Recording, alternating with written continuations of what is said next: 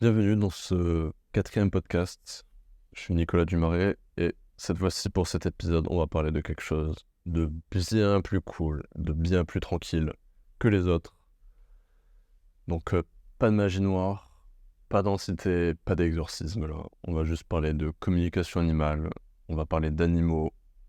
Ils sont mignons, ils sont sauvages, ils aiment leur maître, voilà. Ça va être très très cool. J'ai parlé de ma première communication animale dans le premier podcast. Je vais la répéter parce que là, ça s'y prête, c'est quand même la chose qui m'a le plus marqué dans la communication animale. Donc j'arrive à faire un stage de communication animale avec des amis. Et il y a une communication avec un Jack Russell, me semble-t-il. Les petits chiens blancs qui ressemblent à des saucisses en blanc. Euh, qui me parle, voilà, qui s'est fait piquer par une abeille, que ses maîtres vont se marier avec une voiture américaine, bleue électrique, décapotable. Il est très content, il est joyeux. Puis il me dit d'autres choses que j'oublie en vrai. Mais voilà, je remplis quasiment une feuille, moitié de feuille, un peu plus. Et, et après, on appelait les maîtres, donc les gens qui avaient le chien. Et quand on les appelle, ils sont hallucinés de ce que je leur dis parce que moi, j'ai juste la photo d'un chien, je leur sors qu'ils vont se marier, la voiture, tout ça. Donc ils viennent à confirmer. Donc ce qui est assez fou. Et en fait, à chaque communication animale, c'est comme ça. On a des infos qu'on n'est pas censé avoir. Autant sur le chien que sur le reste de la famille. Et voilà. Donc ça, c'était très sympa. Mais j'en ai fait tellement. J'en ai fait pendant 2 ans. Pendant 2 ans, je n'ai fait que ça, que de la communication animale. Je faisais ça gratuitement. Et en vrai, ça a pris bien, quand même, alors que je cherchais pas vraiment ça. Mais voilà, je me suis entraîné. J'avais voulu faire un groupe avec des gens qui faisaient de la communication animale, mais j'étais le seul à en faire. Donc c'est là où j'y pense, mais avec le recul, c'est l'un des seuls moments où j'ai, entre parenthèses, appris, parce qu'au final, je savais le faire, mais juste, ça m'a montré que je savais le faire, cette com animale. Et au fait, c'est que, de base, hein, ça je l'ai vu dans mes stages aussi, ça se voit très clairement les gens qui vont pratiquer et des gens qui vont pas pratiquer. Et en fait, si vous pratiquez pas, c'est comme le sport, ça va pas se faire tout seul. Donc moi, je pratiquais très souvent. Si j'avais personne qui me demandait de communication animale pour, je sais pas, son chien, son chat, son cheval, son perroquet, ses rats, je fais quoi d'autre, ses tortues. J'ai pas eu de poisson, parce qu'au final, les poissons, n'est pas vraiment un problème. Vous pouvez vous connecter à un poisson, mais pas grand-chose en vrai. Euh, ouais, voilà. C'est beaucoup plus sympa de le faire avec on va dire, des mammifères marins, c'est quand même plus sympa. Il y a un peu plus de cérébral qu'un poisson, c'est quand même très limite, quoi. Qu'est-ce que j'ai fait aussi? Il y en a tellement des histoires qui m'ont marqué. Je pense que je vais en enchaîner plein. Je pense que ça va vous plaire. Autant des tristes que des pas tristes. Mmh, j'avais une amie à ce moment-là, que j'avais rencontrée, qui était très sympa, on faisait le même boulot, on faisait nutrition. Et elle était plus âgée que moi, j'avais quoi là? J'avais 20 ans, elle en avait 35, quelque chose comme ça. 30 ou 35. Bon, si tu regardes, désolé si je te donne plus que ce que tu n'avais, mais voilà, moi c'était ma perception, il me semble que c'était ça. Et elle se reconnaîtra de toute manière. Et qui m'avait demandé un jour, parce qu'elle avait 2 rats, alors je sais plus si c'était les siens, mais il me semble que oui. Parce qu'elle avait un conjoint aussi, enfin avec qui elle est toujours. Euh, et ces 2 rats, elle m'a dit, voilà, communique avec eux. Alors c'est la première fois que j'ai fait des rats. Je me suis dit, bon, je sais pas trop à quoi m'attendre. Ils sont en cage, tout ça, voilà. Je sais pas quel point de perception ils ont. Et au fait, les rats, j'en parle avec eux, ils me disent, je veux une piscine. Et je me dis, putain, je veux une piscine. Alors, on était dans un appartement plein centre-ville de Montpellier, vraiment la comédie, 10 mètres à côté, on y est. Euh, et putain, une piscine, ça va être compliqué. Et je parle avec l'autre, il me dit, moi je veux des... Alors ça n'a pas de nom, mais il me montrait des genres de tissus qui pendaient, suspendus au fait. Et je dis, wow, putain, quand je vais sortir ça à ma pote. Et en fait, j'ai sorti ça. Et, et donc, au fait, ce côté piscine, pour moi, c'est mon filtre. Donc, derrière, il faut comprendre vos filtres. En fait, c'est pas une piscine qu'il veut, c'est un point d'eau, donc un bol d'eau pour sa taille. Pour moi, c'était une piscine parce que je le voyais pour moi, et pour lui, c'est un bol d'eau. Et le deuxième rhum, c'était pas des confettis, mais un tissu accroché au grillage qui suspendait, quoi. C'est ce qu'il voulait. Il voulait ça. Et au lieu de ça, lui installait un hamac. Et donc, l'autre a eu son bol d'eau. C'était le seul à aller dans l'eau. L'autre n'est jamais allé dans l'eau, elle m'a dit. Donc, c'est assez fou. Je me souviens pas de la communication. C'était vraiment... Ce qui m'a marqué, c'est ce tissu qui suspendait et la piscine. Pourquoi je veux dire un truc? C'est vrai que j'aurais peut-être dû commencer par ça, petite introduction. Mais la communication animale, moi, j'ai toujours aimé les animaux, j'ai toujours été avec eux. Même gamin. En fait, gamin, je me souviens que je comprenais les animaux dans le sens où je savais ce qu'ils avaient besoin, tout ça. Très fluidement, mais voilà. Pour moi, c'était... tout le monde le savait. Et c'est pour ça que quand les gens comprenaient pas les animaux, je comprenais pas vraiment pourquoi ils comprenaient pas. Mais bon, voilà. Et en fait, quand vraiment j'ai commencé à faire des communications animales avec beaucoup de chats, beaucoup de chiens, des chevaux, des ânes, enfin plein, même des animaux sauvages, en fait, ça vous ouvre un univers. En fait, c'est comme si, quand vous voyagez, plus ça vous ouvre l'esprit. Que ça soit à Bali, que ça soit, je sais pas, Dubaï, le Sri Lanka, la Réunion, l'Inde, l'Allemagne, la Suède, ça vous ouvre l'esprit à chaque fois. À chaque fois, parce que vous voyez des gens différents, qui agissent de manière différente, avec des cultures différentes. Et en fait, ça vous ouvre l'esprit, et c'est comme si vous aviez un filtre qui venait de plus en plus grand. Et donc ce filtre, en fait, dès que vous avez un problème, au lieu de le prendre avec votre petit filtre, si vous n'avez jamais bougé en France, vous le prenez avec immensément de recul de vos voyages, des gens que vous avez rencontrés, tout ça. Donc c'est très bien. Si vous avez l'occasion, il faut voyager. Je trouve que c'est obligatoire. Je trouve que n'importe quel problème, quasiment, c'est des gens qui voyagent pas. On va dire, parce qu'ils ont un problème, ils savent pas comment c'est ailleurs. Et en fait, les gens ne comprennent pas qu'ailleurs, il y a des systèmes qui marchent. Alors, je parle de ça surtout pour les bons gros Français qui adorent la France, qui sont là à la pire à sucer, si je peux dire. C'est très chouette de la France, hein. Mais alors, il y a plein de choses qui marchent pas. Il y a rien qui se font. J'ai dit qu'on parlait pas de trucs négatifs. Bon, c'est le petit point négatif qu'on parle que de positif. Euh, mais voilà, il faut savoir que dans le reste du monde, il y a des choses qui marchent. Petite parenthèse. Ouais. Et en fait, quand vous faites de la communication animale, ça vous ouvre l'esprit à un autre monde. À un monde où... C'est un univers où ils ne peuvent pas parler. Et donc, en fait, ils vont faire des choses pour essayer de vous faire comprendre ce qu'ils ressentent, ce qu'ils veulent.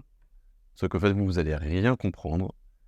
Et j'en viens à cette communication que j'ai faite, qui était très marrante. C'est une communication avec... donc, il y a une dame qui me contacte pour son chat. Ça fait, je sais plus, 2-3 semaines que son chat urine sur le lit. Pas tous les jours, mais très régulièrement.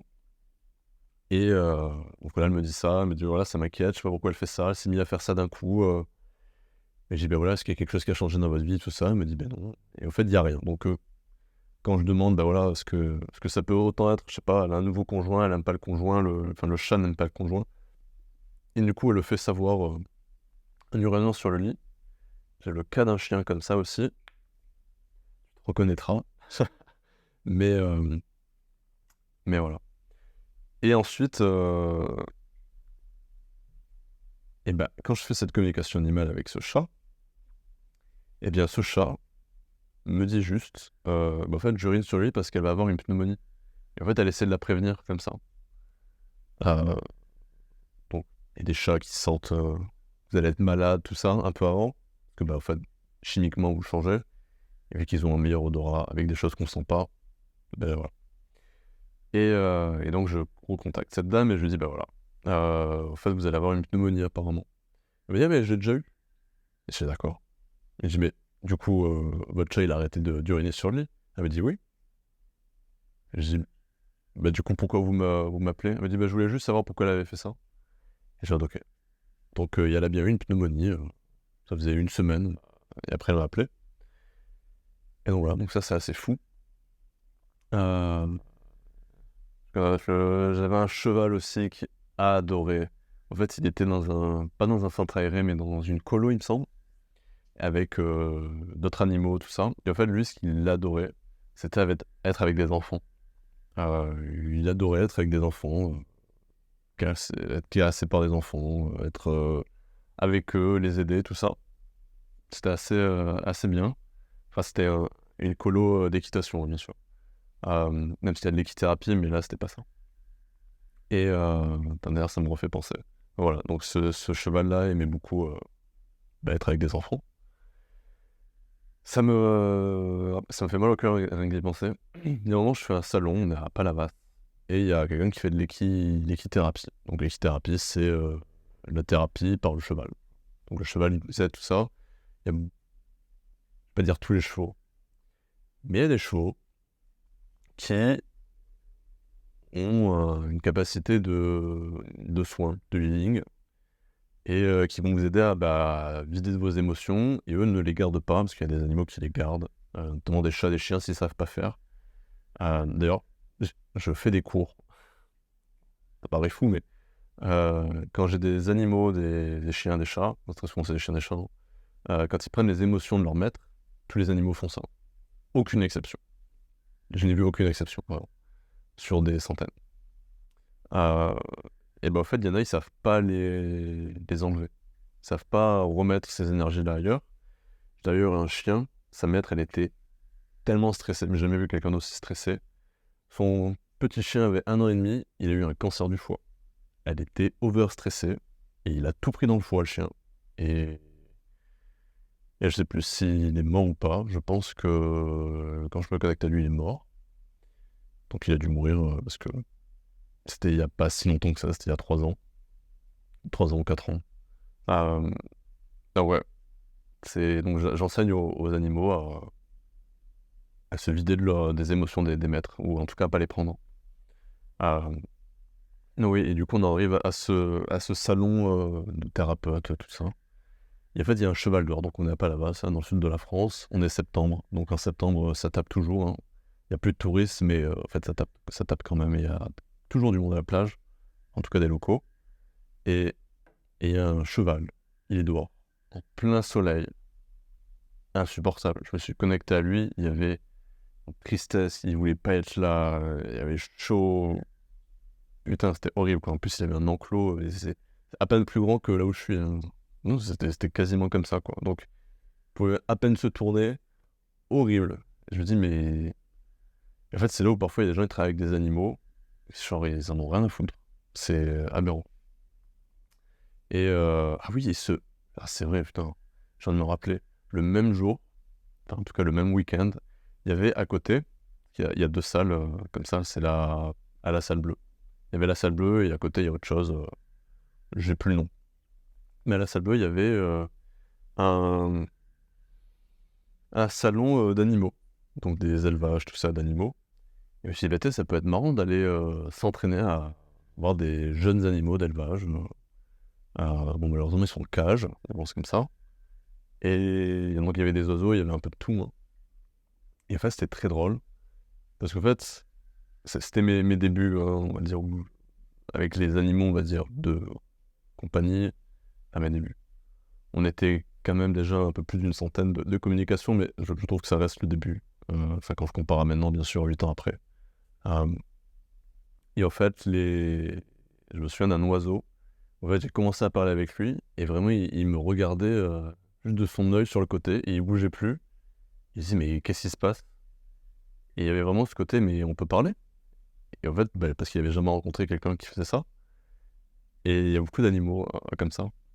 Il y avait un chien aussi qui dormait, puis je me connecte à lui pour voir, je sais pas, ses énergies, tout ça. Pas de quoi il rêve, pas l'impression que je peux faire ça, mais comment il se sent. Et puis ça le réveille, et puis il court partout, et il se demande qu'est-ce qui se passe. Et à un moment, il me regarde, il me fixe, et je lui dis, non, mais tu parles avec moi. Et puis, il me regarde comme ça, et puis il comprend pas, en fait. Donc, c'est très drôle. Il y en a qui s'en foutent complètement. Vraiment, il y en a, ils s'en foutent. Et en fait, il y a ce côté, j'entends beaucoup de gens dire, encore récemment, me dire, oui, voilà, tous les animaux, ils sentent tout, ils savent tout, ils ressentent tout, ils font du soin à tout le monde, ils sont super évolués. Non, non. c'est des animaux, ils sont extrêmement cons. Voilà, comme les humains. Mais vraiment, quand je dis pertinemment cons, il y a même des connards chez les animaux. Littéralement. On a bien cette communication qui est aberrante. Vraiment, quand je dis ça à la personne qui me contacte, je me dis, mais est-ce que j'ai bien contacté? Et à chaque fois que je me connecte, c'est ça. Elle avait 2 chats. D'ailleurs, j'ai une photo adorable parce qu'il y avait un chat, il me venait dessus et à me faire des bisous sur moi. Donc c'est quand même chouette dans ce boulot-là, quand je bougeais encore chez les gens, de voir les animaux. Et au fait, le chat était trop content parce qu'il était «Ah super, je vais avoir une solution». Parce qu'il y avait 3 chats, si je me souviens bien. Il y avait 3 chats dans la maison. Donc ce chat-là qui me faisait beaucoup de bisous, qui était adorable vraiment, c'est un chat exceptionnel, se faisait emmerder par un autre chat, qui était très territorial, qui voulait, tout pour lui et qui faisait que rejeter ce chat. Et donc ce chat, n'était quasiment jamais à la maison. Il revenait, tous les 3 jours, donc en fait il partait, puis il revenait un jour, je sais pas, voir sa maître et puis il repartait. Et donc le chat, en fait, il y avait 2 chats, ce qui étaient des connards. C'est là où je me dis: «Mais elle a tiré le ticket gagnant des 2 chats les plus connards que j'ai vus de ma vie». Et ce chat, en fait, donc du coup, voulait jamais voir ce chat-là. Par contre, il acceptait l'autre chat, qui était un connard. Donc lui, il était juste territorial, voilà, il le rejetait juste, il faisait que se battre. Dès qu'il le voyait, il voulait se battre. Donc j'essayais de travailler sur lui, mais en fait, il y a un moment où genre, je sais pas, c'est comme si le trou était tellement grand que, il y a du bruit derrière, je sais pas pourquoi. Qu'en fait, même nettoyer, il veut pas. Il veut pas, il veut rien écouter, voilà. Et on arrive à cet autre chat, j'allais dire son nom, mais on va l'appeler Babou le chat. Donc Babou, je vais dire Babou la salope, parce que vraiment, j'ai jamais vu un chat aussi malicieux, vraiment. C'était un chat pas si vieux, il devait avoir 6 ou 7 ans. Et en fait, elle me contacte, elle me dit: «C'est insupportable, elle urine partout, partout, dans le lit de sa maître, dans les niches de chiens, elle fait n'importe quoi, elle pourrit tout, elle casse des choses». Et quand je demande au chat pourquoi elle fait ça, elle me répond juste: «Pour le plaisir». Et vraiment, j'étais en mode: «Mais pour le plaisir de quoi?» Elle dit: «Bah, ça me fait plaisir de voir ma maître, à 4 pattes, genre à nettoyer ma merde». Et vraiment, mais genre, j'étais en mode: «Mais c'est quoi cette maison de fous?» Et vraiment, c'était ça. Pas eu autre chose. J'ai vraiment pas eu autre chose et j'ai trouvé ça fou. Sur 3 chats, il y en avait 2 qui étaient, complètement fucked up, quoi. Donc horrible. C'était vraiment horrible ces communications. Mais c'est pas les plus horribles parce que, là, je suis pas impacté, bien sûr. J'ai quand même de l'empathie pour la personne parce que, ça la faisait chier, mais voilà. Je pouvais pas faire plus, quoi. J'ai essayé de faire le max, mais genre les chats, ils veulent pas. En fait, les communications animales, il y en a beaucoup, ils pensent que c'est une télécommande. Bah non, c'est pas une télécommande, les chats, ils font ce qu'ils veulent. Mais si vous les aidez, vous les comprenez et tout ça, ouais, ça les améliore. Bon, là, il y avait rien à améliorer parce que c'est son plaisir. Donc bon, écoutez, voilà. Des pervers chez les humains, des pervers chez les chats. Chez les chiens, j'ai beaucoup vu. Enfin, j'ai jamais vu ça, en fait. C'est vrai que j'ai jamais vu ça chez les chiens. Les chiens, c'est mieux. Euh, D'ailleurs, je pense que c'est le chien qui fait du bruit derrière. Je sais pas que vous l'entendez pas. Et il gratte fauteuil, un osier, tout ça. Parce qu'en fait, il y a énormément de fauteuils où je suis. Et coin très sympa. Il y a un salon là, un salon ici, il y a un salon où je suis. Il y a partout. Et les communications les plus tristes, c'est quand les animaux ils sont malades. Ou alors quand ils essaient de dire un problème, qu'on les punit parce qu'au fait, ils essaient de faire quelque chose de bien. En fait, genre, pisser sur le lit, c'est pas terrible pour le maître, alors que il essaie juste de prévenir de quelque chose. Je me souviens d'un chat qui était parti de la maison pour mourir. Donc voilà, il avait conscience qu'il allait mourir parce qu'il était vieux, il avait 17 ans, quelque chose comme ça, il me semble. Et il était parti de la maison. Pas très très loin, mais il m'a pas beaucoup montré pour pas qu'on le retrouve. Et de toute manière, il a dit, voilà, je veux pas être retrouvé, donc ne dis rien sur ma position. J'ai vu qu'il était sous un pont, il y avait un autre chat qui s'occupait de lui, il y avait un petit peu d'eau à côté, donc voilà, il était pas dans une poubelle, quoi. Euh, cette communication-là, je l'ai fait durer 1 heure, parce que j'essaie justement de le convaincre, de lui dire, mais non, mais il faut que tu retournes avec ta famille, genre, ils t'aiment, tu peux pas les laisser comme ça seuls, et en plus, toi aussi, t'es seul, t'es avec un chat que tu connais pas, même si tu t'entends bien avec lui. Et de toute manière, ils sont tristes que tu sois parti, autant que tu meurs avec eux, ils seront quand même tristes, mais genre, autant que tu passes tes derniers moments super bien avec eux. Tout ça, mais non, j'ai pas envie, ça me fait trop mal de les voir tristes comme ça. Il était malade en plus, donc je sais plus qu'est-ce qu'il avait. À toutes les combien de fois je vous dis, c'était il y a 8 ans quasiment. Euh, et, euh, et ouais. Et donc, bah, je raccroche, je contacte les maîtres et je leur dis, bah voilà, il peut pas être retrouvé. Il va se laisser mourir, mais sachez qu'il est bien accompagné. Donc voilà, et qui vous aime, machin et tout. Et au bout d'une semaine, il me recontacte. Et il me dit, ah, il est revenu. Et je dis, bah merde, peut-être que je me suis trompé. Il fait vraiment des bruits bizarres, le chien. Peut-être que je me suis trompé. Donc je me reconnecte au chat. Et je dis, bah. euh, et je dis, mais est-ce que j'ai eu bon au final? Il me dit, ouais, au final, j'ai réfléchi, changé d'avis, je suis rentré, je veux être avec eux, et voilà. Alors après, par la suite, je suppose qu'il est mort peu de temps après, mais voilà. Donc j'ai fait changer d'avis. Donc c'est là où les animaux, ils peuvent changer d'avis, hein, bien sûr. Ils peuvent changer d'avis. Donc ça, c'est chouette, parce que, bah, en fait, c'est un peu comme les humains. Il y a des humains qui veulent travailler quelque chose, qui veulent s'aider, mais qui derrière, c'est trop compliqué. Et puis les animaux, c'est pareil, mais ils ont besoin de temps pour réfléchir. Je pensais à une communication, elle m'est sortie de la tête. Oui, je me souviens d'un chat. Enfin, c'est la première fois que j'avais eu ça. Un chat, voilà, sa maître elle m'a dit, un jour il est venu dans mon appartement et maintenant il est resté. Et bah, du coup je l'ai adopté, ça faisait 2 ans. Et elle me disait, bah, au fait je sais pas d'où il sort, je sais pas sa vie d'avant, donc si tu pouvais avoir des infos. Et je lui ai dit, bah écoute, d'accord. Et en fait le chat il me fuyait. Déjà quand je suis arrivé il me fuyait. Alors que non, c'est en général l'inverse. Les amis ils viennent toujours avec moi. Ah oui, putain, après je rencontrais le chien à Bali. C'était très très drôle. C'était l'année dernière. Donc, du coup, ce chat me fuit. Alors, le chat n'a pas besoin d'être en face de moi pour communiquer. J'ai juste besoin de juste savoir que c'est son chat. D'ailleurs, d'accord, je me connecte à son identité énergétique et je me connecte au chat. Et donc, par la suite, quand je parle à ce chat, il me dit non, je vais rien te dire. Bon, du coup, il m'a pas dit grand-chose, hein. Il m'a juste dit qu'il était enfermé et donc il s'est enfui. Et il est venu dans cet appart-là parce que, bah, il a vu que son aide allait être appréciée par sa nouvelle maître et qu'elle allait pas être frappée. Et voilà. Et donc, c'est tout ce qu'elle m'a dit. Et quand j'ai dit ça, bah, après, le chat il s'est détendu et puis il est resté avec nous. Mais tant que j'avais pas fait la communication animale, il me fuyait parce qu'il pensait que j'allais le forcer, peut-être, ou autre. Autre communication animale à Bali. Donc, j'étais l'année dernière à Bali, pendant le Covid, donc il y avait très peu de personnes. Et j'étais à Ubud. Donc, Ubud, il faut savoir, c'est là où il y a les trucs très spirituels ou quoi, dans lequel je ne vais jamais parce que j'ai horreur de ça.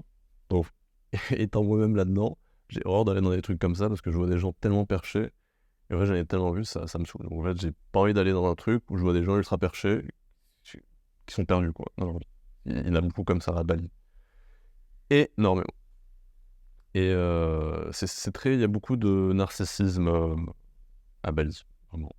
De gens narcissiques qui se pensent absolument fabuleux. Pléthore, il y a pléthore.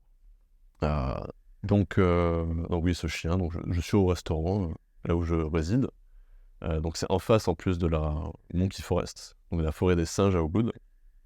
Juste en face, donc le matin, j'avais les singes qui venaient sur le toit. Il y a un moment, je m'étais même baigné et il y avait plein de singes qui m'entouraient dans la piscine. Bon, je peux vous dire qu'à ce moment-là, j'étais très déçu de pas avoir mon téléphone parce que sinon je l'aurais pris en photo, en fait, tous ces singes qui étaient autour de moi, dans la piscine, enfin pas dans la piscine, mais genre qui buvaient dans la piscine, tout ça. Il y en a qui se battaient, il y en a qui couchaient à côté de la piscine. Donc bon, c'est assez drôle. Enfin bon, tout ça pour revenir à ce chien, où voilà, on était 3 ou 4 dans le restaurant. Et il y a ce chien qui vient vers moi, donc le chien il est attaché, hein. Mais la corde est assez grande pour venir. Que moi je devais être assis la main comme ça, et puis le chien il est venu et il est venu sous ma main. D'ailleurs, si j'ai pas, je mettrai la photo pour ceux qui regardent la vidéo sur YouTube. Et donc ce chien vient à ma table et il me dit: «Ah, j'ai besoin de toi, il faut que tu aides ma maître». Et je suis en mode: «Bah, OK». Donc ça se fait comme ça, hein, moi je mange et puis j'ai le chien qui vient, je fais: «Ah, tout en télépathie, quoi». Parce qu'en fait, dès qu'on arrive à le faire, c'est un claquement de doigts et paf, ça y est, je suis connecté au chien et je parle, comme je pourrais parler à un humain, quoi. Sauf qu'au lieu de parler, c'est dans la tête. Et elle me dit: «Ouais, voilà, il faut que tu m'aides, il faut que tu aides ma maître, voilà, elle est stressée, elle est triste, elle s'est séparée de ton conjoint». Heu, je sais plus trop, mais voilà, il y avait du stress dans le boulot, le conjoint était vraiment pas bien et c'est vrai que quand je l'ai regardé après, j'ai fait: «Ah oui, c'est vrai qu'elle est vraiment pas bien». Parce qu'en fait, je bloque, hein, je regarde pas tout le temps en même temps, sinon vraiment, je vais pas dire on devient fou, mais ça prend la tête, quoi, d'être en fait, vous êtes jamais sur vous êtes tout le temps à voir les gens, à avoir des énergies partout, c'est insupportable. Genre, si je devais connecter tout ce que je voyais d'un coup, non, ça marche pas, en fait. Ça marche pas parce que les gens, ils finissent en HP, quoi, je pense, s'ils arrivent pas à maîtriser. Donc faut savoir maîtriser et heu et donc voilà, ce chien, me dit ça, donc je fais un soin à la personne. Alors pour les gens qui se disent ça aussi, ça me saoule. Pour les gens qui disent: «Non, il faut pas faire de soins à des gens, sans leur consentement». J'avais cet avis-là au tout début, jusqu'au jour où dans un stage, j'ai quelqu'un qui me dit: «Mais je comprends pas, on peut faire de la magie noire sans demander, mais on n'a pas le droit de faire du bien». Et vraiment quand elle m'a dit ça, j'ai switch, j'ai fait: «Bah ouais». En fait, c'est complètement con comme croyance et en fait, j'ai changé ma croyance. Et c'est vrai qu'au final, c'est débile, quoi. Parce qu'en fait, à chaque fois que je demande au guide de la personne: «Est-ce que je peux faire un soin?», j'ai jamais eu non. Donc heu, donc ouais, les croyances limitantes, j'en avais, hein. Je les ai. Dès que je peux, dès qu'il y a un truc limitant, faut le casser. Vraiment parce que plus vous êtes limité, moins vous faites de choses, hein. Enfin, c'est dans le mot de toute manière. Or ça, en notre communication, en triste, je veux dire des tristes, des bien et des tristes, hem, à un moment, j'ai parlé avec un petit chat, heu, qui était chez le vétérinaire et en fait, ses maîtres me disent: «Ah, il a un rhume de chat». Il avait vraiment, je vais pas dire il venait de naître, mais il devait avoir 2 mois maximum. C'était vraiment tout petit, quoi, il le tenait dans la main et il me dit: «Voilà, il est malade, mais il y a rien qui fait, il est tout le temps malade». On me dit: «Qu'est-ce que tu as?» Je fais une communication animale, voilà, j'étais encore en cours, je me connecte au chat et en fait, j'ai comme quoi il a une, malformation cardiaque et qu'en fait, il va mourir parce qu'en fait, il y a rien à faire. Vous allez pas opérer un mini chat, marche pas et donc je dis ça et en fait, le lendemain, il est mort. Ça aussi, c'était pas terrible. C'est relativement triste. Non, bon, mais bon, ça arrive, hein, ça s'appelle la vie. C'est la vie et la mort, évidemment. Donc moi, j'ai envie de dire, pour ceux qui sont pas confortables avec ça, c'est un truc à travailler parce que si vous avez tout le temps peur de la mort, franchement, enfin n'importe quelle peur, hein, de toute manière, mais ça se travaille bien. Quoi d'autre comme, communication? Oui, il faut que je parle de cette communication animale, je l'ai dit. Un de mes premiers stages, j'ai rencontré un chat, le chat le plus éveillé que j'ai rencontré de ma vie, vraiment. C'est en fait, j'avais l'impression de voir moi un chat, c'est-à-dire, un chat qui voit tout, qui voit l'invisible, qui ressent les choses, qui fait de la télépathie facile. Et en fait, ce chat, quand on se rencontre, je lui parlais comme je parle à un humain, très facilement. Parce qu'en fait, parfois, quand on fait de la télépathie, on envoie l'info et la personne n'a pas conscience que c'est vous qui avez envoyé l'info. Ouais, la télépathie, c'est dur parce qu'il faut être un bon émetteur et un bon récepteur. Et en fait, quand ça foire, vous savez pas quel côté a merdé. En général, on sait, mais si les deux personnes sont, on va dire, au même niveau, c'est pas vraiment où c'est. Ça se voit, mais de manière générale. Et donc, ce chat, il vient et il rentre dans la maison. Moi, j'étais en train de me faire à manger. Et il vient et voilà, voilà, il me dit: «Qu'est-ce que tu fais?» Je dis: «Je fais à manger», Il me dit: «Tu j'ai envie d'aller aux toilettes, est-ce que tu peux m'ouvrir la porte?» J'ouvre la porte, puis il commence à sortir, il fait: «Ah non, j'ai trop peur là, il y a 2 lutins en face de moi, qui me font peur». Je regarde, je fais: «Ah oui, effectivement». Mais je dis: «Mais ils vont rien te faire». Et «Non, mais j'aime pas». Je fais: «OK». Je dis: «Bah écoute, reste là, ou sinon tu passes par derrière». Et hop, passe par derrière, parce que c'était une très grande maison. Et donc il y avait une terrasse là, une terrasse de l'autre côté, une terrasse d'un autre côté encore, et un côté jardin. Et ouais, c'est ça. Donc du coup, il est passé derrière, après il est revenu, il est parti pisser, il est revenu. Et bien, je vais me rebalader. Et donc du coup, je réouvre la porte. Il me dit: «Ah non, mais il y a toujours les lutins». Je dis: «Bah écoute, reste là, si tu veux, tu dors avec moi». Et en fait, quand je dis ça, quand je dis: Tu peux dormir avec moi», il me dit: «OK». Et en fait, quand vous parlez en télépathie, vous mettez de l'image aussi en même temps. Donc moi, j'ai montré c'était quoi ma chambre. Donc je dis: «Bah voilà, tu peux me rejoindre dans ma chambre». Et ouais, j'avais la seule chambre qui était dans le sous-sol. Donc pour ceux qui ont vu le podcast d'avant, j'en parle. Euh, Dans la chambre en sous-sol. Et donc le chat il est directement allé, voilà, il n'est pas allé dans une autre chambre parce qu'il y avait tous les autres chambres au même étage. Et il est allé directement dans la mienne. On parle pas, hein, il n'y a aucun son qui sort. Et ce chat, ouais, c'est assez incroyable. Et je lui ai dit: «Bah écoute, on match super bien». Alors c'était pas le plus beau des chats. Je vais mettre une photo de ma minette parce que j'aime beaucoup ma minette qui est en France. C'est la plus belle, évidemment. Si vous êtes jaloux, c'est normal. Je rigole, bien sûr, il y a plein de chats jolis. Mais la mienne, c'est la plus belle. Et au final, ce chat, je lui ai dit: «Bah écoute, est-ce que tu veux venir avec moi à Montpellier?» Parce qu'à ce moment-là, on était dans les Cévennes. Enfin, j'étais dans les Cévennes. Euh, et il m'a dit: «Bah écoute, je te réponds ça demain». Et donc le lendemain, parce que le lendemain, c'était le dernier jour, on était sur le départ. Et le dernier jour, bah, le chat, il revient. Je sais plus s'il est revenu encore. Ouais, il me semble qu'il est revenu manger. Et quand je lui ai dit: «Bah écoute, t'es revenu pour venir?» Il m'a dit: «Non, je vais rester dans cette maison-là, j'ai trop de choses à faire ici avec les gens qui vont venir». Parce que c'était un Airbnb, bien sûr. Et il m'a dit: «J'aurais adoré venir, mais je vais rester là pour les gens». Il m'a un peu fendu le cœur, lui aussi. Et donc voilà. C'est, on est parti, on s'est jamais revus. J'ai voulu relouer cette maison, mais j'ai pas eu l'occasion encore. Alors peut-être un jour je ferai un stage là-bas, parce que la maison elle est super chouette. Euh, Il y a la piscine et tout, c'est beau dans les Cévennes, c'est calme, il y a la forêt derrière, c'est incroyable. Et donc voilà, ça c'est le chat le plus éveillé que j'ai vu. Et en fait, les animaux, c'est comme les humains. Il y en a, ils sont éveillés, il y en a, ils le sont pas. Euh, donc tous les humains, ils voient pas l'invisible, tous les humains, ils savent pas faire un truc dans l'invisible. Et bien les animaux, c'est pareil, il y en a, ils savent pas faire des soins, il y en a, ils savent juste prendre les émotions des autres. Donc je suppose que c'est pour ça, cette croyance, ce cliché des animaux qui font des soins. Ouais, ils vous prennent les émotions, mais eux, derrière, peut-être ils la gardent parce qu'ils savent pas la rejeter. C'est le cas aussi des humains. Quand je fais des stages, le premier problème, c'est les gens qui prennent tout sur eux et qui savent pas le rejeter.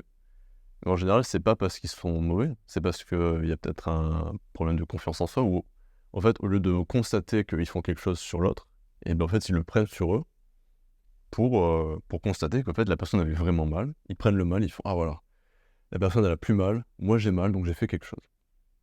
J'ai fait ça au début aussi, donc je critique pas, hein, je suis pas né parfait. Euh, D'ailleurs, ça n'arrivera jamais.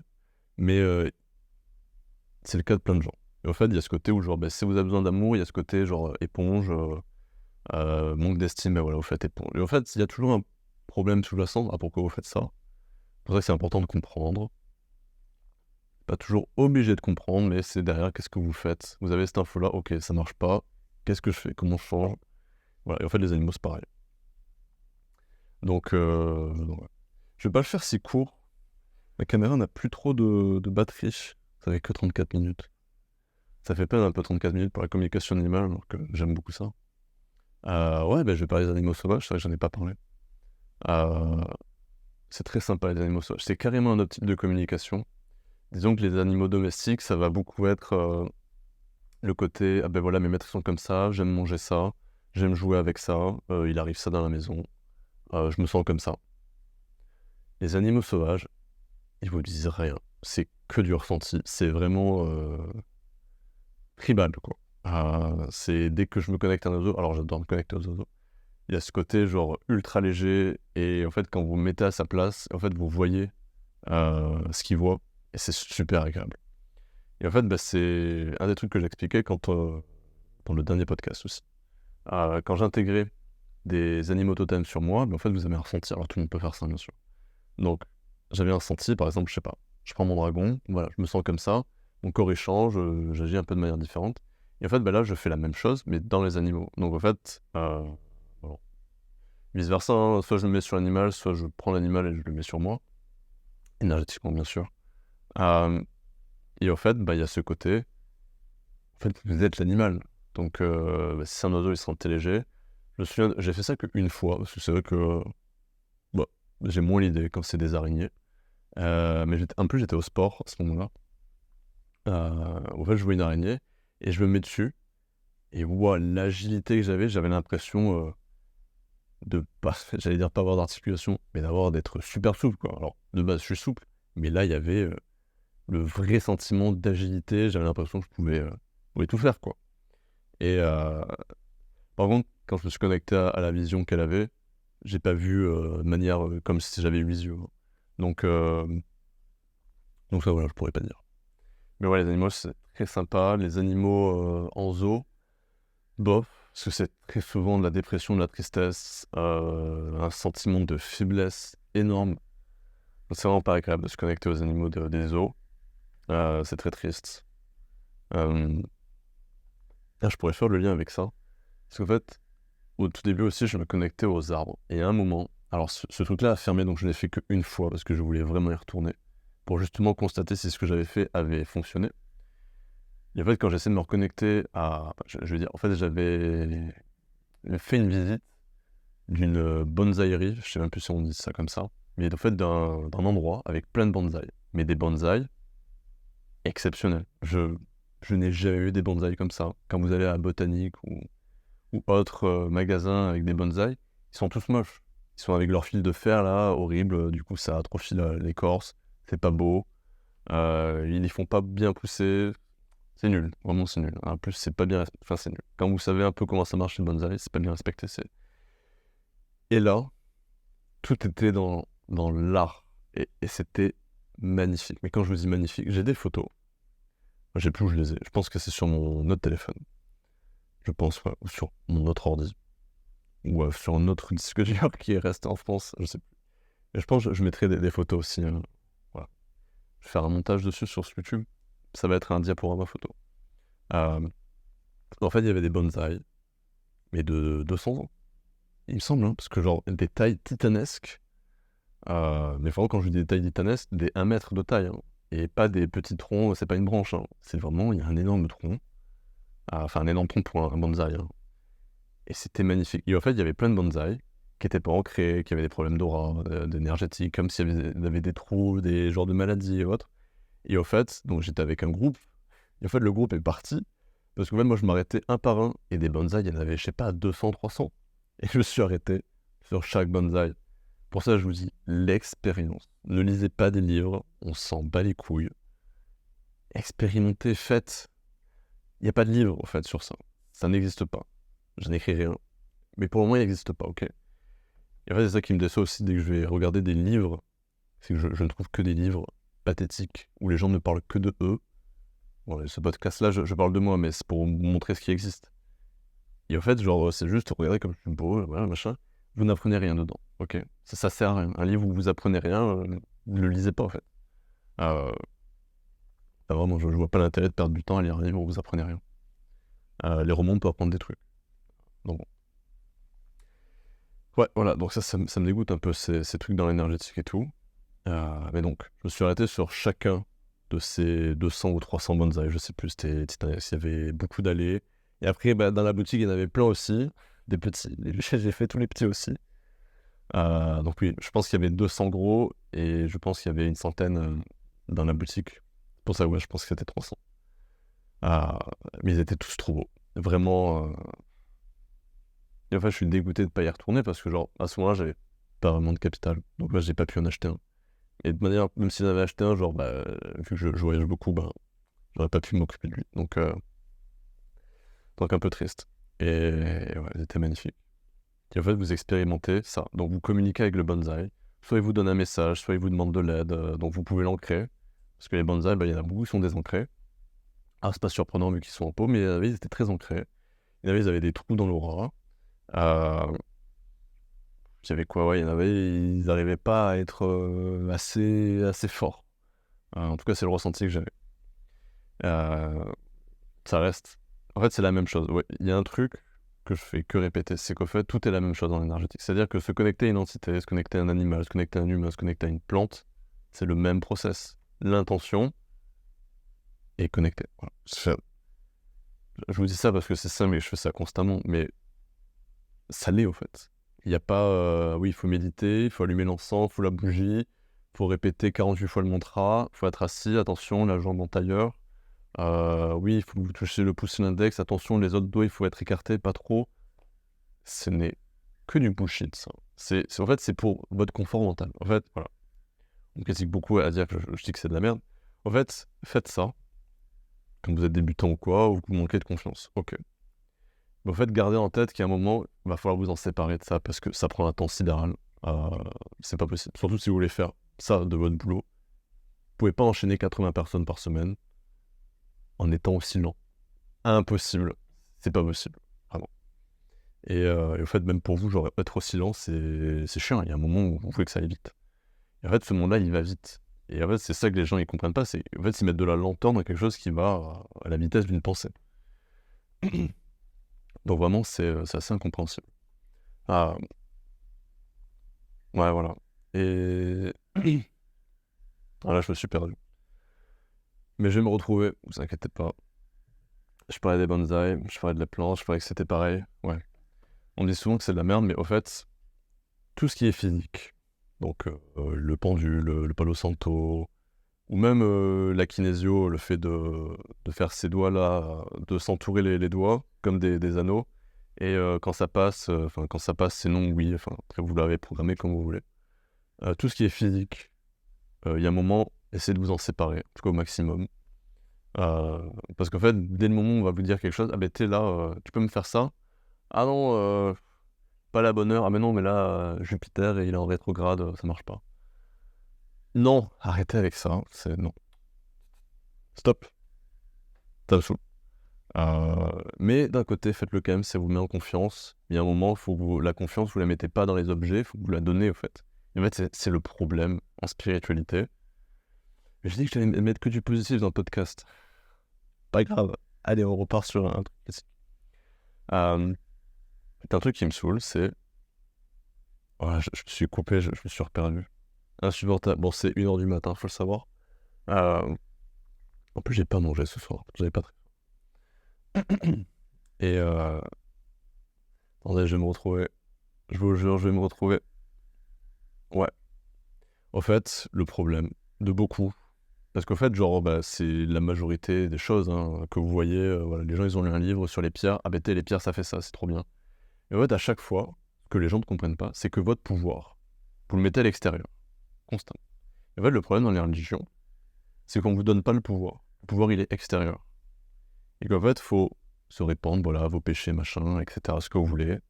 Dans le fond, j'ai envie de dire, n'importe quelle religion est à peu près dans le même sens, c'est de mettre le pouvoir à l'extérieur. Comme ça, vous êtes démunis. Spécialement en France, où dès que vous dites que vous faites quelque chose de bien, et je sais que j'aurai des haters parce que j'en ai déjà, dès que vous dites que vous faites quelque chose de bien, on vous dit que vous n'êtes pas humble. En fait, l'humilité, c'est de savoir ce que vous valez. Donc si vous valez rien, vous voulez rien, c'est votre problème. Mais dès que si vous êtes bon, il faut le dire que vous êtes bon. Et en fait, en France, il y a vraiment ce truc de la médiocratie, c'est-à-dire qu'il faut rester médiocre, il ne faut pas faire de bruit. Et du coup, vous serez bon et vous allez mourir avec votre, on va dire, votre don, alors que ça soit de l'artisan, ce que vous voulez, hein, c'est pas forcément l'énergétique. Je sais pas, de l'art, on va dire, voilà, de l'art. Vous allez mourir avec votre art, vous l'aurez donné à personne, parce que vous avez eu peur que les gens vous disent, voilà, vous étiez, ah non, mais là, c'est de l'ego, là, ah non, voilà. Voilà, t'as trop les chevilles, ça va? Moi, j'ai envie de dire, n'importe qui vous dit ça, dites-lui juste d'aller se faire enculer. Ne dites pas ça, mais dans le fond, c'est un peu ça. Mais en fait, ça montre juste que les gens, ils ont un mal-être, en fait. En fait, très souvent, alors je sais pas parce que j'ai eu beaucoup de... dans beaucoup de cas, il y a vraiment ce truc où les gens, quand vous faites beaucoup de choses, vraiment, quand vous faites beaucoup de choses, quand vous êtes bien efficient, voilà, quand vous avez 3 chiffres, comme vous voulez, en fait, il y a des gens, ils vont vous jalouser parce qu'en fait, vous faites des choses qu'ils aimeraient faire, mais qu'ils ne font pas. Et donc, ils vont être, je sais pas, méchants, jaloux, ils vont vous descendre. Mais en fait, ça montre juste un mal-être profond. C'est juste qu'ils sont pas bien. Et en fait, c'est ça, tous les haters sur Internet, hein, il y a juste un mal-être, en fait. C'est fou. Mais Ça se sent, mais il n'y a même pas besoin de faire de l'énergétique, ça se voit qu'ils sont pas bien, en fait. Donc c'est clairement pas votre problème. En fait, dès que vous avez compris que quand ils vous insultent, en fait, c'est juste une projection, mais en fait, vous avez compris que c'est pas vous, en fait, qu'on insulte. Et surtout quand, on va dire, on est dans ce domaine-là, en fait, on travaille quand même, on va dire, avec les problèmes des gens, tout ça. En fait, il y a des gens qui vont vous critiquer ouvertement, parfois très fortement, parfois dans votre dos, pour vous dire que vous êtes nul, que vous n'allez pas faire ça, ou vous faites trop ça, vous n'êtes pas comme ça. Mais en fait, c'est que de la projection. C'est juste qu'est-ce que ça vous renvoie. Parce qu'il y a des gens qui me disent que je suis dans l'ego, il y a des gens qui me disent que je suis pas du tout dans l'ego, il y en a qui me disent que je suis bon, il y a des gens qui disent que je suis pas bon. Et en fait, c'est pas moi directement, c'est juste l'image qu'ils ont de moi. Donc en fait, le prenez pas personnellement. En fait, il y a une solution à tout, franchement. À tout. C'est un grand mot quand je dis ça. Une solution à beaucoup de choses. Alors, on est complètement sorti comme équation animale, mais bon. Voilà, c'est un peu conseil de vie. Voilà, on est gourou, on l'est pas. Hein. C'est d'arrêter de prendre les choses personnellement. Mais pour tout, en fait. Par exemple, quand il vous arrive une merde, ça vous est tombé dessus. Mais c'est pas parce que c'est vous. Pas parce que la merde, voilà, c'est sur vous. Alors sauf si vous faites du mal à des gens, ou il y a des gens voilà, qui vous jalousent, machin. Dans un sens, c'est leur problème. Je pense à un truc comme qu'on m'a fermé des comptes en banque. Du coup, ça me fait... parce qu'avant, je l'aurais très mal pris. Mais là... Qu'est-ce qu'on s'en fout, en vrai. Pour une raison de merde, non plus. Enfin bon. Pour le pathétisme français, genre. Si je devais résumer là, le pourquoi, ça serait ça. Mais ouais. Je vais donner les conseils que j'aime. Enfin, les conseils que j'aime. Les 3 conseils que je trouve principaux. Je vais vous dire ça tout de suite. Parce qu'en fait, je les ai écrits. En fait, il y en a un que j'oublie tout le temps. En fait, j'ai pas envie de l'oublier. J'ai pas envie de l'oublier. Donc déjà, je vais vous dire... j'ai envie de vous dire le premier. C'est d'arrêter de vous mentir à vous-même. Je sais parce que je suis un peu là-dedans en ce moment sur un problème. En fait, je me suis un peu menti sur le truc pendant 1 an. Alors, plus ou moins, bien sûr. Pas complètement. Et il y avait vraiment ce truc où je me suis dit, mais en fait, se mentir à soi-même, ça ne vous fait pas avancer. Ça ne sert à rien. Donc, certes, ça fait mal. Ça fait mal, voilà. Pas agréable. Mais vraiment, genre, se masquer, se voiler la face, ça vous mènera juste à de la merde. Mais vraiment. Ça, j'ai retrouvé ma note. Se mentir à soi-même, c'est, je pense, le pire truc. Et en fait, vous voyez, j'en parle dans la voyance. Plusieurs de mes ex m'ont menti sur le fait d'être allé voir ailleurs. Le problème, c'est que, bon, déjà, je le savais, parce que la voyance, bon, ça vous permet de voir les choses avant même que ça se passe. Mais le problème, c'est que me mentir à moi, c'est de mentir à elle, en fait. Elle se ment à elle, elle essaie de se convaincre, en fait. Enfin, pour ça ou n'importe quoi d'autre, je prends ça parce que c'est ce qui me vient. C'est un peu le truc que j'ai à travers de la gorge tout le temps. Surtout pour des raisons pathétiques. Et il y a vraiment ce truc où quand quelqu'un me ment, je le prends pas mal, et en fait, je le notifie même pas. Parce que je me dis, putain, pour me mentir, pour me dire ça, c'est qu'il y a un truc derrière, en fait. Mais c'est elle, c'est dans elle le problème. C'est pas à qui vous mentez, avec la personne à qui vous mentez. On seul le prend mal, et du coup, ça reste son problème aussi. Mais c'est vraiment pas terrible, quoi. La deuxième chose, c'est être curieux. Faut être curieux. Si vous n'êtes pas curieux, vous serez... Elle est violent. J'allais dire, vous serez une merde. Dans un sens, c'est ce que je pense. Donc je vais le dire. Mais en fait, vous serez une merde dans le sens où vous n'apprendrez plus rien. Le nombre de gens que j'ai vus qui ont un diplôme et qui sont pathétiques parce que déjà, ils n'ont pas été intéressants dans leurs études. Enfin, intéressés plutôt. Ils sont pas passionnés de ça, donc du coup, ils vont pas être curieux des nouveautés. Est-ce qu'il y a des choses qui bougent dans leur domaine? Non.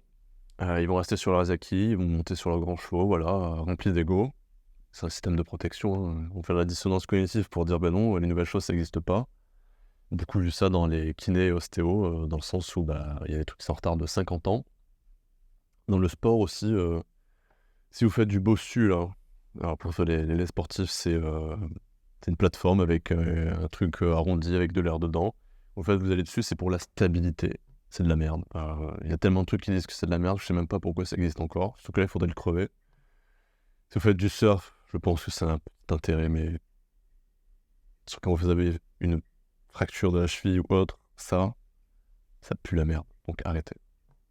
Cherchez l'étude si vous voulez, mais voilà, je vais pas rentrer dans le détail, c'est de la merde. Et en fait, il y a plein de kinés qui font ça, ou qui font encore des électrodes, ou qui font du massage sur, par exemple, des ligaments. Par exemple, j'ai ça sur... je me suis fracturé. Partiellement segmenté mon tendon de mon auriculaire, main gauche, poulie A2, A4. Ceux qui connaissent, qui veulent de la précision. Partiellement coupé. Et en fait, vous immobilisez le doigt. Quand il n'y a pas de rupture complète, ça ne sert à rien. Sauf que ça, il me semble que ça fait un peu moins de 10 ans qu'on sait tout ça. 10 ans, c'est quand même long. Donc ça veut dire qu'il y a des gens qui m'ont dit, voilà, il faut vous immobiliser le doigt, il faut faire ça, ça. Après, il y a rééducation. Et non, la rééducation, c'est direct, au fait. À la limite de la douleur, bien sûr. Voilà. Ne prenez pas au mot, faites vos recherches. Si vous enculez les tendons, quel autre problème, c'est pas ma faute, ça sera votre faute. Évidemment, parce que... Donc voilà, ne pas être curieux, ça va... Au fait, vous allez vous limiter pour rien, vous n'êtes pas curieux. Pour ceux qui font non, j'aime pas le sport, est-ce que vous avez testé tous les sports? Est-ce qu'il y a vraiment aucun qui vous plaît? Forcément un truc qui vous plaît quand même. Ou dans l'art, il n'y a aucun art qui vous plaît? Bon, si vous n'êtes pas passionné, vous n'êtes pas curieux. Ça arrive, hein, il y a des gens comme ça. Moi, c'est pas des gens que j'ai envie de garder autour de moi. Mais bon, voilà. Après, il faut tout pour faire un monde. Donc voilà, il faut être curieux. Il faut être honnête avec soi-même. Et il y a un truc aussi. Alors ça revient un peu à pas se mentir à soi-même. Mais ça revient plus à se remettre en question. Se remettre en question, je pense que c'est le critère le plus important de ces trois. Très sincèrement, parce que ne pas vous remettre en question, en fait, vous allez faire de la merde à un moment. Je sais pas, dans les relations.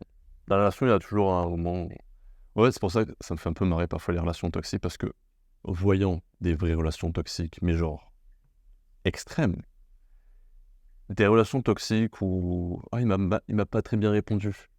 En fait, si vous poussez quelqu'un à bout, il va mal vous répondre en fait. Mais quasiment n'importe qui.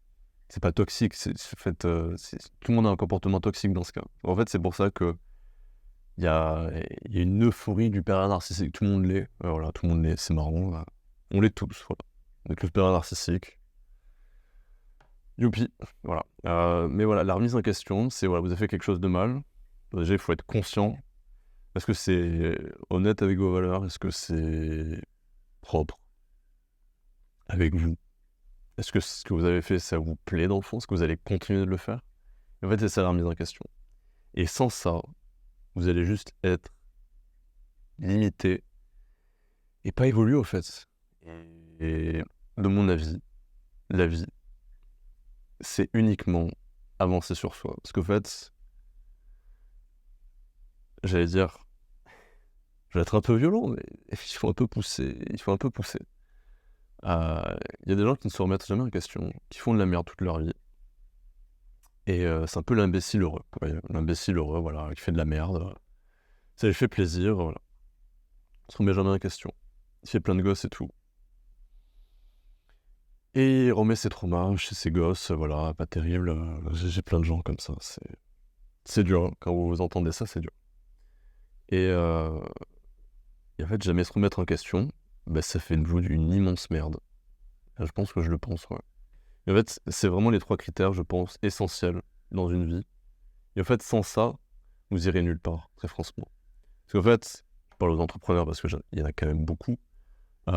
Si vous n'êtes pas curieux, vous n'allez pas développer vos compétences. Si vous ne vous remettez pas en question, en fait, vous faites peut-être quelque chose de mal dans votre entrepreneuriat, dans votre boulot, et n'importe qui, hein. Et en fait, ça va continuer d'être nul. Et se mentir à soi-même, et en fait, c'est un peu la même chose que pas se remettre en question. Vous allez juste partir dans un truc, dire « Ah non, mais ça, c'est pas un problème. » Récemment, j'ai quelqu'un qui a un cancer, qui fait « Ah non, mais si je pense bien, ça va se résoudre. » je pense pas que mettre le problème sous le tapis et dire tout va bien, ça marche.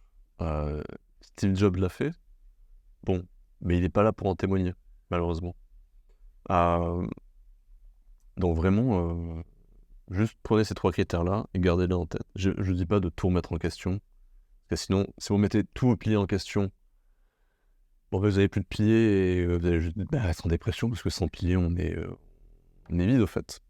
Mais une dépression, ça permet de se remettre sur des piliers. Donc c'est bien, mais le truc, c'est si ça dure trop, c'est pas bon. On est complètement sortis des animaux, mais je sais pas, ça me plaît. Je raconte des choses que j'aime bien. Mais voilà. Si je devais rajouter un truc, je sais pas, mais rester curieux, quoi. C'est vraiment, être curieux, je pense qu'il y a rien de mieux dans la vie, très franchement. Parce que les gens pas curieux, je sais pas, enfin, c'est toujours mon avis, bien sûr, hein, mais je les sens morts, en fait. Pour dire, hein, parfois, quand je sors en ville, alors je suis pas prêt à aller boire des coups avec des gens. Je préfère faire ça chez moi. Beaucoup plus sympa. Ça coûte moins cher en plus. Je dirais un rat quand je dis ça. Enfin, à Bali, à 2 € le verre, bon, faut vous permettre, quoi. Mais pour la même chose en France, c'est 9 balles, bon, voilà. Pas fou, quoi. Je fais mon jus, de ce que je veux chez moi, moi-même, mieux, organique, enfin, bio, je veux dire. Voilà. Faut se faire des choix, quoi, parfois. Et ouais, non, franchement, garder ça en tête, être curieux, se remettre en question et être honnête avec soi-même, putain. Ça, clairement, même si ça fait mal, même si être honnête avec soi-même, c'est être parfois un enculé parce que, tout le monde n'est pas rose, le yin et le yang toujours. Donc quand vous êtes gentil, il y a un peu de noir dedans. Ça veut pas dire que vous êtes toxique ou malsain ou malveillant. C'est juste que parfois, voilà, vous allez avoir un petit comportement, pas terrible. Et genre, c'est de remettre en question toute votre vie et de dire, voilà, si vous êtes un enculé ou pas. Non, franchement non. Donc ça, j'ai envie de dire, calmez-vous. Bon, c'est beaucoup écarté de la communication animale. Est-ce que j'en ai une là comme animal qui me vient, qui est sympa? Heu, ouais, si, un truc aussi qu'il faut avoir conscience, parce que je sais que c'est le cas de beaucoup de gens. Quand vous voyagez, les animaux ont conscience que vous allez partir. Ils ont conscience que vous allez peut-être les abandonner un moment ou que vous allez les amener en voyage. Et il faut leur dire, il faut leur parler. Parce que ça les aide. Voilà. Donc c'est pas un soin, mais ça les aide. Écoutez, en vrai, je vais m'arrêter là, ça fait 1 heure. Heu, je pense qu'1 heure, c'est pas mal. Bon, on a beaucoup dévié communication animale et Guru Life, on va appeler ça. Je vais voir s'ils l'appellent comme ça. Et avec de multiples photos de plein de choses. Donc j'ai un petit montage sympa qui m'attend. Je vais pas faire ça maintenant parce qu'il est 1h30 et je vais aller dormir. Parce que demain, je vais au Boud faire un shooting photo avec une modèle. Voilà. Donc ça va être cool. Il pleut en ce moment, donc en espérant ne pas me taper la saucée. Voilà, je raconte un peu ma vie, mais en même temps, ça me laisse une petite marque de ce que je fais quand j'écouterai ça dans 10 ans, 20 ans. Ouais. Donc voilà. En tout cas, au plaisir toujours. Si vous êtes sur YouTube, abonnez-vous, mettez un petit j'aime, voilà. J'aime pas dire ça, bon, je le dis, ça me fait marrer d'un côté. Et si vous êtes sur Insta, même chose, Nicolas _ donc c'est le tiré du bas, Dumarais, Dumaris. Voilà, si vous voulez savoir la suite de mes podcasts. Là, c'est le dernier, j'ai attendu d'en avoir 5. Comme ça, vous avez à peu près, c'est quoi, 4h45 de podcast, de ma voix suave qui vous parle. Donc voilà, au plaisir tout le monde et à la prochaine.